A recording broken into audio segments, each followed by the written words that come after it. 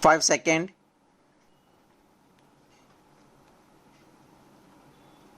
Start.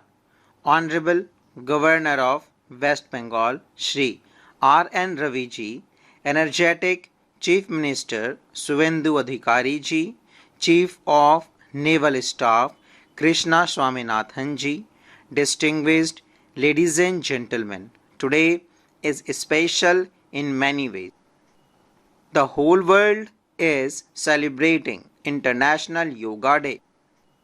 I am pleased that on this occasion I have had the opportunity to come to this great land of Bengal.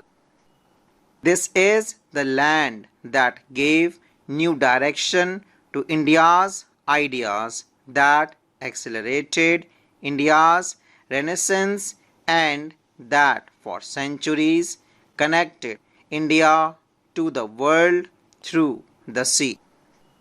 Today, on this very soil, an important program linked to Atmanirbhar Bharat, Surakshit Bharat and Viksit Bharat is taking place.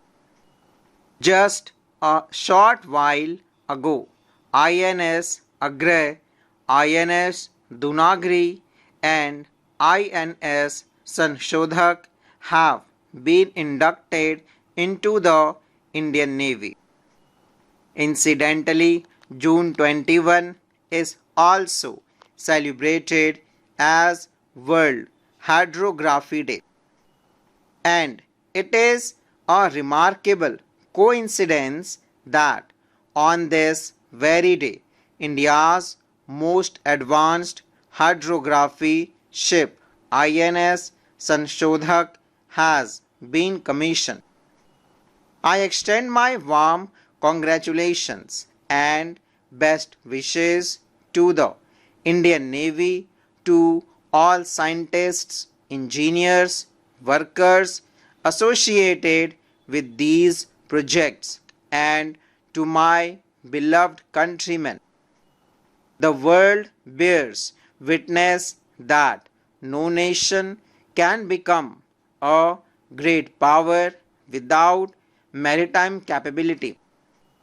Development is linked to the seas, security is linked to the seas, prosperity is linked to the seas.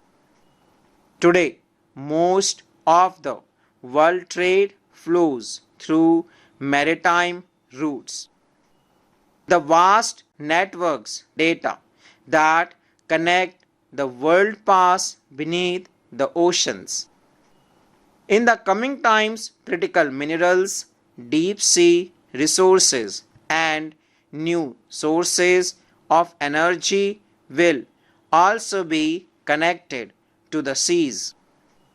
Therefore, the stronger a nation's maritime strength, the stronger its economic and strategic influence. India understands this reality well.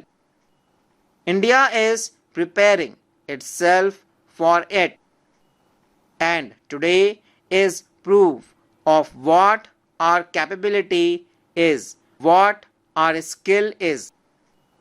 A few years ago, when we dedicated INS Vikrant to the nation, India announced a new chapter of its maritime strength. It was a declaration of our capability before the world.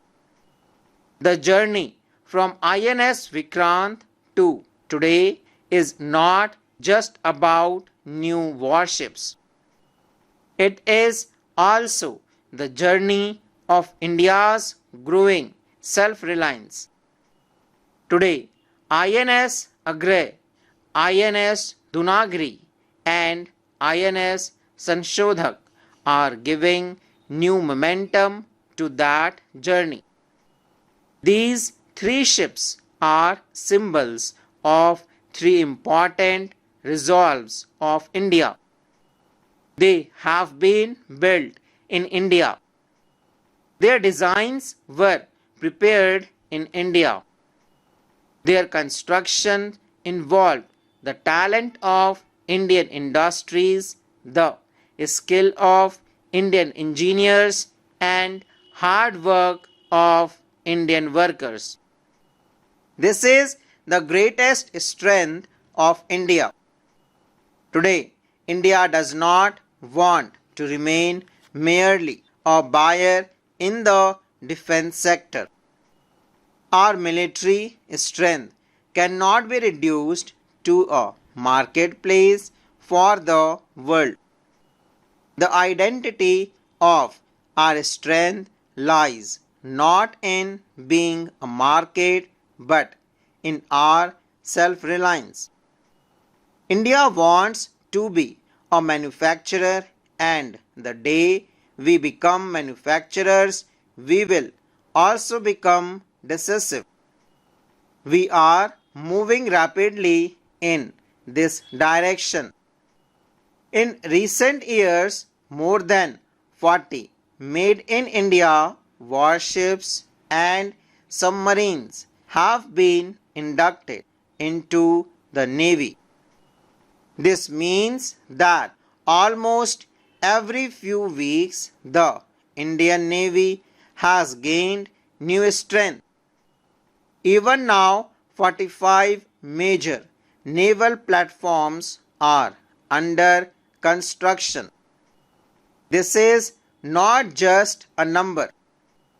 It is proof of India's industrial capability. It is a signal of India's future. In the coming years, India's maritime sector has the capacity to generate millions of new jobs. That is why we do not see the maritime sector as an isolated sector.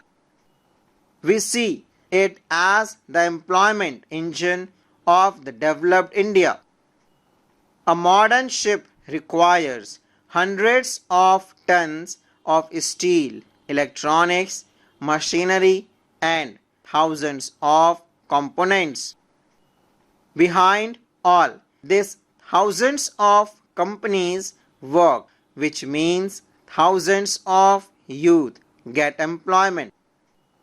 In the construction of the 3 ships commissioned today, more than 200 MSMEs have contributed. We can imagine the vast number of jobs created in these 200 MSMEs in these small industries. The time has come for India to enter the next phase of maritime power. Therefore, India has begun to move forward with a new vision for the shipbuilding sector. In recent years, numerous policies reforms have been undertaken. Special measures have been taken to enhance domestic manufacturing capacity. Shipbuilding, ship repair, ship recycling, and MRO are now being seen as part of a major national mission. The incentive package of Rs 70,000 crore announced for the shipping sector is not merely an economic decision.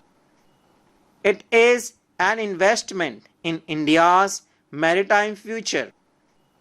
It is an investment in India's industrial expansion. Today, India is strengthening its entire maritime ecosystem. That is why India is modernizing its ports, creating new capacity, building new connectivity, expanding river waterways, and developing a multimodal logistics network. Campaigns like Sagarmala are part of this comprehensive vision. This is reducing the cost of trade, giving new momentum to industries and creating new opportunities in coastal regions. There was a time when India was known as one of the world's largest defense importers. This dependence posed both strategic and security challenges. After the government was formed in 2014, we resolved to change this situation full stop.